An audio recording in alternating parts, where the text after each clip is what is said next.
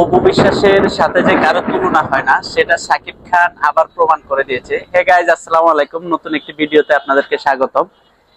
গতকালকে একটা video channel আইতে শাকিব খানের সাক্ষাৎকার দিয়েছে। বর্তমানে অপু বিশ্বাস আছে হলো, বর্তমানে সে নেপালে শুটিং করার জন্য গিয়েছে, সে শিকারি ছবির শুটিং করতেছে। অপু বিশ্বাস যে একটা নম্র ভদ্র মেয়ে, সেটা আবার সাকিবের কথাতে সেটা প্রমাণ হয়ে গেল, এবং সে যে একটা যোগ্যতা সম্পন্ন মেয়ে সেটাও প্রমাণ হয়ে গেল। এবং বর্তমানে বাংলাদেশে অপু বিশ্বাসের সোশ্যাল মিডিয়াতে যে ফ্যান বেস তৈরি হয়েছে এবং মানুষের যে ভালোবাসা, সেটা কিন্তু সাকিব খান এখন বুঝে গিয়েছে স্পষ্ট ভাবে।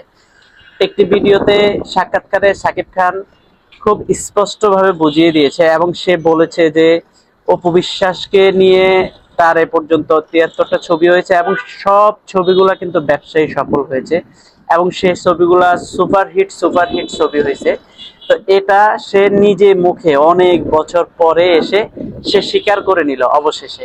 তো এইরকম একটা মুহূর্তে যেখানে বুবলির কন্যা সন্তান হয়েছে, সেই মুহূর্তে এসে শাকিব খান যখন তার মন খারাপের কথাগুলো সোশ্যাল মিডিয়াতে বলতেছে যে আমি কোথায় যাওয়ার কথা ছিল, আমি কোথায় যাচ্ছি, কোথায় গিয়েছি, এই ধরনের অনেক কথা সেখান থেকে বিভিন্ন কথা কিন্তু এসেছে।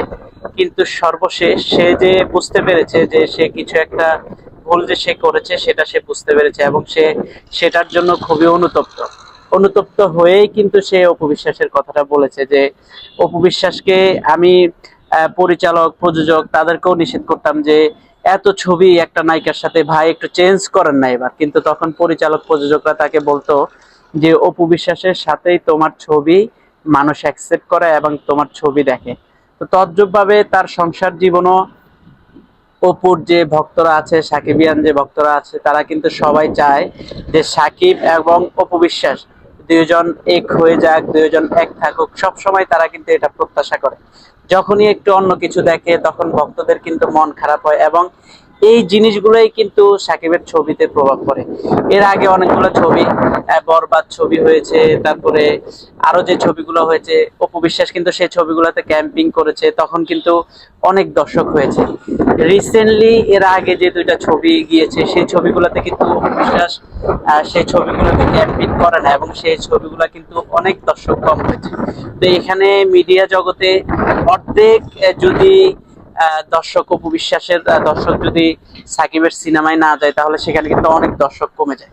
তো আসলে সব মিলিয়ে কিন্তু সাকিব খান অনুতপ্ত এবং বুঝতে পেরেছে যে না, আসলে অপু তার জীবনে বেস্ট ছিল, এবং সে এটা নিজ মুখেই স্বীকার করেছে যে অপুর সাথে ছবিগুলা সুপারহিট হয়। তো এই মুহূর্তে যদি অপু বিশ্বাস এবং সাকিব খানের একটা সিনেমা হয়, সেই সিনেমাটা সেরা একটা সিনেমা হবে এবং অনেক সুপারহিট হবে, দর্শকরাও এরকমটা চায়।